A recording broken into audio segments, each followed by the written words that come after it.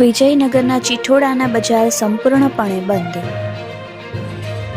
Chithoda police મથકથી 150 metre દૂર જ અસામાજિક તત્વોએ યુવક પર હુમલો કરી તોફાન મચાવ્યું। વેપારીઓ દ્વારા રોકવા જતા વેપારીઓને પણ મારવા દોડ્યા। પોલીસ મથકમાં રજૂઆત કરવા જતાં માત્ર એક જ કર્મચારી હાજર હોવાનું સામે આવ્યું। કાયદો અને વ્યવસ્થાની સ્થિતિ કથળી હોય લોકોમાં આક્રોશ જોવા મળ્યો। આતંક મચાવનારને ઝડપી લઈ કાયદેસરની કાર્યવાહીની માંગણી સાથે વેપારીઓએ બજાર બંધ કરી હોબાળો મચાવ્યો। લોકોના ભારે હોબાળા બાદ પીઆઈ આવ્યા એક્શનમાં।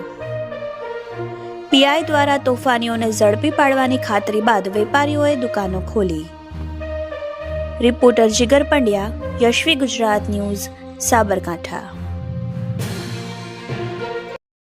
ગઈ રાત્રે ચિઠોડાના અંદર રાત્રે દારૂ પીને બે ભાઈઓ ફરતા હતા, એના કારણે સવારે બજારો બંધ રાખી અને આખા ગામે વિજયનગર ચિઠોડા ગામે બંધ રાખીને વિરોધ કર્યો હતો। જ્યારે પોલીસ ખાતાને બોલાવવામાં આવ્યા તો રાત્રે કોઈ પોલીસ સ્ટાફમાં હતો નહીં।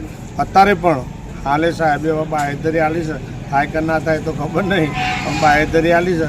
એના માટે વેપારી મંડળે કીધું છે કે તમે આ લુખા તત્વોને અહીંથી દૂર નહીં કરો, આવતા બંધ નહીં કરો તો હજી અમારી લડત ચાલુ રહેશે। ન હોય તો અમે ગૃહમંત્રી સુધી જવાના છીએ।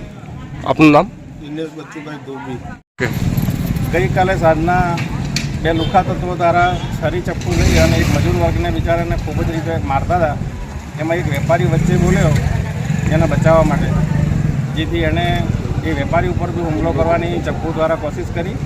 એના વિરોધમાં આજે સવારે સ્વયંભૂ બજાર બંધ રહેલું છે અને પોલીસ સ્ટેશને રજૂઆત કરવા માટે આવ્યા। સાહેબ હાજર નહોતા, બિલોડા હતા।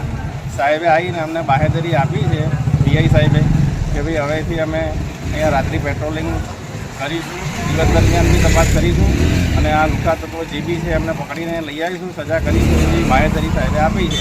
એટલે અમે આજે બજાર પાછું ફરીથી ખોલવાનું જાહેર કર્યું।